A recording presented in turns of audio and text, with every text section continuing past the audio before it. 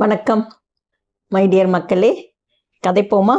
So இன்னைக்கு நம்ம பார்க்க போகிறது விஜய் அவர்கள் முதல்ல ஹீரோவாக நடித்த படம், அதான் லீட் ரோல் நடித்த படம். குழந்தை நட்சத்திரமாக அவர் பல படங்கள் பண்ணார். ஸ்கூல் முடிஞ்சு ஷூட்டிங் ஸ்பாட்டில் ஃபஸ்ட்டு ஹோம் ஒர்க்கு, அதுக்கப்புறம் ஸ்கிரிப்ட் ப்ராக்டிஸ், அதுக்கப்புறம் ஷூட்டிங் அப்படின்னு சொல்லிட்டு அவருடைய லைஃப் அந்த ஸ்டைலில் போயிட்டு இருந்தது. அதுக்கப்புறம் ஒரு இடைவெளி விட்டு 1989 91 வரைக்கும் அவர் சினி ஃபீல்டுக்கு வரல. அதுக்கப்புறம் மறுபடியும் வந்தார். அதான் ஆஸ் அ ஹீரோவாக முதல் படம், as a hero the beginning, நாளைய தீர்ப்பு, அந்த படத்தில் தான் அவர் ஹீரோவாக நடித்தார். ஸோ அந்த படத்தில் சொல்லணுன்னா, அந்த படத்தை பற்றி பார்க்க போகிறதில்ல, அதில் சுவாரஸ்யமான இன்சிடெண்ட் மட்டும்தான் பார்க்க போகிறோம். விஜயுடைய முதல் படம், இந்த படம் 1992 ரிலீஸ் ஆச்சு. இந்த படத்தை ப்ரொடியூஸ் பண்ணி இயக்கியது அவருடைய தந்தை எஸ்.ஏ. சந்திரசேகர் தான். இவர் அவரே சொல்லியிருக்காராம் நிறைய இன்டர்வியூவில், என்னென்னா இந்த மாதிரி எனக்கு டைரக்டர் சன்னுன்றதுனால எந்த சலுகையும் கிடையாது, ஆனால் அவர் ஸ்ட்ரிக்ட் டைரக்டரா. அவர் அந்த படம் நடிக்கும் போது அவருக்கு 18 வயசு தான். யாருக்கு? விஜய்க்கு just only 18 years old. So அது அந்த படம் வரும்போது விமர்சனங்களை நிறைய எழுதும் போது அவர்களை சொன்ன அவங்க எல்லாம் அவர் ஃபேஸில் ஒரு யூத் இன்னசென்ஸ் தெரியுதுன்னு சொல்லிட்டு இருந்தாங்க. ஏன்னா சின்ன குழந்தையா நடிச்சது வேற இல்லைங்க. ஸோ 18 வயசு முடிஞ்ச பிறகு அவர் ஹீரோவாக நடிக்கிறதுன்றது அவ்வளோ ஈஸியான விஷயம் இல்லை. ஸோ அந்த இன்னசென்ஸ், யூத் இன்னசென்ஸ் அவர் ஃபேஸில் தெரியுது அப்படின்னு சொல்லிட்டு விமர்சனம் வந்தது. அதே மாதிரி ஷூட்டிங் நேரத்தில் ஷூட்டிங் டிசிப்ளின், ரிஹர்சல், டேக்கு, அதுக்கப்புறம் ரீடேக் கல்ச்சர், இதெல்லாம் பர்ஃபெக்டாக ஃபாலோ பண்ணாங்களாம். ஓகே, அவர் பொதுவாக இந்த குவாலிட்டிஸ் எல்லாம் விஜய் அவர்கள் மகனாக இருந்தாலும் இப்படி தான் அப்படின்னு அவர் மகனுக்கு மட்டும் ஸ்ட்ரிக்டாக இல்லை, எஸ்.ஏ. சந்திரசேகர் டைரக்ஷன்னாலே இதெல்லாம் கொஞ்சம் ஃபாலோ பண்ணுவாங்களாம். அவர் கொஞ்சம் ஸ்ட்ரிக்டாக தான் இருப்பாராம். கடுமையான டிசிப்ளின்டு டைரக்டர் யாருன்னா எஸ்.ஏ. சந்திரசேகர் தான். ஸோ மிகவும் ஸ்ட்ரிக்ட். அதனால் அவருடைய சன்னுன்றதுனால அவர் எந்தவித சலுகையும் கொடுக்கல, அதே மாதிரி தான் இருந்தார். ஓகேங்களா? ஸோ சம்டைம்ஸ் அவர் லேட்டாக வந்தால் டேக் கேன்சல் கூட ஆகுமோ. ஓகேங்களா? ஸோ அந்த ஷூட்டிங் ஸ்பாட்டுன்னு வந்துட்டா அவர் டைரக்டர் விஜய் அவர்கள் சன், அவ்வளோதான். ஸோ அதுக்கப்புறம் அந்த காலத்துலலாம் ஷூட்டிங் எடுக்கும் போது ரியல் ஸ்பாட்டில் தான் போய் எடுப்பாங்க, செட்டு கிடையாது நிறைய. ஓகேங்களா? ஸோ ரியல் லொக்கேஷன் ஷூட்டிங் தான் அங்கே அதிகமாக நடக்கும். அதுதான் 90s சினிமா ஸ்டைல், ரைட்டுங்களா? இப்போ எல்லாத்துக்கும் ஷூட்டிங் போட்டு செட்டு போட்டு முடிச்சிடுவாங்க. ஸோ அந்த காலத்துலலாம் மோஸ்ட்லி பார்த்தீங்கன்னா ரியல் லொக்கேஷன் ஷூட்டிங் தான் நடக்கும். அது 90s சினிமாவுடைய ஸ்டைல். ஸோ பல காட்சிகள் அவுட்டோரில் ரியல் லொக்கேஷனில் தான் எடுத்திருக்காங்க.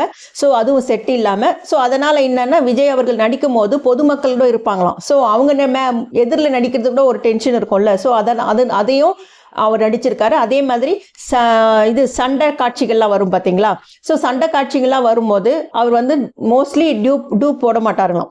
மெஜாரிட்டி ஸ்டண்ட்டு அவரே பர்ஃபார்ம் பண்ணியிருக்காரு. சின்ன சின்ன அடியும் பட்டிருக்கு. அப்போ கூட அவர் கேன்சல் ஷூட்டிங்கை கேன்சல் பண்ணது இல்லையா, அது தொடருவாங்களாம். ஸோ ரொம்ப ரிஸ்கான சண்டை காட்சிகளோட அவரே செய்திருக்காரு, டூப் இல்லாமல். ஸோ அது ஒரு பெரிய விஷயம். அதே மாதிரி பல டேக் எடுத்தாங்களாம். அந்த ஃபஸ்ட்டு சீன் ஹீரோ இன்ட்ரடக்ஷன் வரும்ல. ஸோ முதல்ல அவர் குழந்தை நட்சத்திரமாக நடிச்சிட்டாரு, அது வேற.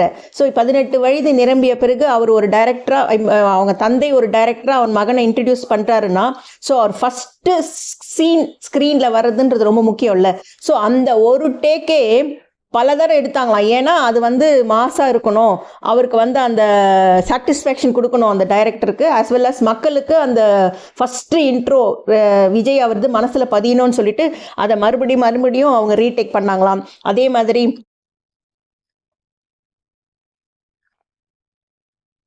என்னம்மா என்ன பண்ணிட்டு இருக்கீங்க? என்னப்பா உங்க ஊருக்கு தான் செய்ய சொன்னது, செஞ்சா என்ன?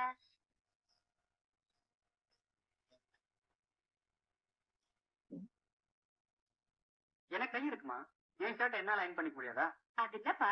நீங்க போங்க, நான் பண்ணிக்கிறேன். போங்கம்மா. டைலாக் டெலிவரி, அதுக்கப்புறம் பாடி லாங்குவேஜ், இதெல்லாம் ரொம்ப பார்த்தாங்களாம். அது பர்ஃபெக்டாக ஆகுற வரைக்கும் அவர் எஸ்.ஏ. சந்திரசேகர் ஓகே பண்ண மாட்டாராம். ஸோ அவர் எந்த மிஸ்டேக்கும் பண்ணியிருக்க மாட்டார் விஜய் அவர்கள், அவர் நடிச்சிருவாராம். ஆனால் அவருக்கு திருப்தி ஆகணும், அவருக்கு திருப்தி ஆகும் வரை இவருக்கு ரீடேக் போயிட்டே இருக்குமா. ஸோ அந்த மாதிரி தான் ஷூட்டிங் ஸ்பாட்டில் எல்லா சீனுமே எடுத்தாங்களாம். எல்லாருமே தூர விலைக்கு போயிட்டு இருந்தா அந்த துஷ்டனை யார் தான் தடுக்கிறது? அது நீதான் செய்யணுமா? இத பாரு நானா யாருக்கும் வம்புக்கு போறதில்ல, தானா வர வம்ப விடவும் போறதில்ல. அது ராஜ்யா இருந்தாலும் கவலை இல்ல, அவங்க அப்பனா இருந்தாலும் கவலை இல்ல. அப்படிதான் சொல்லாதப்பா. அவங்க எல்லாம் பெரியவங்க, பணக்காரங்க. என்ன அக்கிரமம் செஞ்சாலும் வெளியே தெரியாது. இல்ல, இவர் பல படம், இது மஸ்ட் படம் நடிக்கும் போதே அந்த ஆஸ் யூஷுவல் எப்படி சின்ன வயசில் அவர் நடிக்கும் போது குட்டி ஹீரோ விஜய் அப்படின்னு சொன்னாங்கல்ல, டெக்னீஷியன் அங்கே பேக் ஸ்க்ரீனில் ஒர்க் பண்ணவங்க, அதே மாதிரி இவர் ஹீரோவாக நடித்த பிறகு கூட அந்த ஷூட்டிங் ஸ்பாட்டில் இருந்த டெக்னீஷியன்லாம் சொன்ன ஒரே வார்த்தை என்னென்னா, இவர் பெரிய ஆளாக வருவான்ப்பா. ஸோ நம்ம பார்த்துருக்கோம்ல, இப்போ கூட நம்ம நிறைய யாராவது ஃபஸ்ட்டு இன்ட்ரடக்ஷன் ஏதாவது ஒரு படம் புது படம் வந்தது அப்படின்னா டைரக்டரையும் சரி மியூசிக் டைரக்டரையும் சரி நம்ம ஃபஸ்ட்டு படம் பார்க்கும்போது நம்மளே சொல்லுவோம், கரெக்டுங்களா, பரவாயில்ல இவர் பெரிய ஆளாக வருவார் ஃபியூச்சரில் அப்படின்னு சொல்லியிருக்கோம், ரைட்? ஸோ அந்த டேர்ம் அவங்க அப்போவே யூஸ் பண்ணியிருக்காங்க.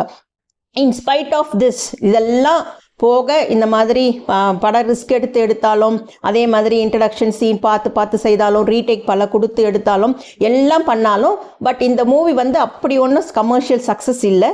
இதை விஜய் அவர்களே ஒரு பேட்டியில் சொல்லியிருக்காரு, ரைட்டுங்களா, அது அவரே அக்ரி பண்ணியிருக்காரு. ஆனால் இந்த படம் இப்போ நான் ஃபஸ்ட்டு பேசுகிறேன் பாருங்க, எத்தனை வருஷம் போயிடுச்சு. ஆனாலும் இந்த படத்தை தான் நான் ஜஸ்ட் 4th டே இந்த படத்தை பற்றி தான் பேசுகிறேன். அதனால் என்ன இதுக்கு என்னன்னா, இது வந்து அவருடைய கரியர் ஸ்டார்டிங் பாயிண்ட். படத்தை நான் இன்று பேசுகிறேன்னா என்ன காரணம், இதுதான் அவர் ஃபஸ்ட்டு மூவி. ஸோ இப்போ அவர் தளபதியாக இருந்தாலும் அதுக்கு அவர் ஒரு செஸ்ட்டு போட்ட ஒரு ஃபஸ்ட்டு டாட் எதுன்னா இந்த நாளைய தீர்ப்பு தான். இந்த படம் பெரிய வெற்றி பெறவில்லை என்றாலும் இந்த படம் வந்து அவருடைய திரையுலக ஜேர்னிக்கு இதுதான் ஸ்டார்ட். ஸோ அப்படி சொல்லலாங்களா? ஸோ அதுக்கு பிறகு அவருக்கு பல படங்கள் வந்தது. விஜயின் மாஸ் ஆரம்பம் அல்ல, ஆனால் தளபதி பயணம் தொடங்கிய படம் இது. புரியுதுங்களா? ஸோ இப்போ புரிஞ்சுதா நான் என்ன சொல்ல வரேன்னு? இது விஜயின் மாஸ் ஆரம்பம் அல்ல, ஆனால் தளபதி பயணம் தொடங்கிய இடம். கரெக்டுங்களா? ஷார்ட்டாக சொல்லணும்னா, அவர் நடித்த முதல் படம் 18 வயதில் அவர் நடிக்க வந்தார் ஹீரோவா. டைரக்டருடைய படத்துல தான் இவர் அதிகமாக ஆரம்ப காலத்தில் நடித்ததால் தான் அவர் இன்று வரை அந்த டைமிங்கு, அப்புறமா டைலாக் டெலிவரி, பாடி லாங்குவேஜ், அந்த நடிகனுக்கு என்னென்னலாம் குவாலிட்டி இருக்கணுமோ அதெல்லாம் ஆரம்பத்தில் இது மூலமாக அவர் கற்றுக்கொண்டது தான். ஸோ இதோட முடிஞ்சிடுச்சு.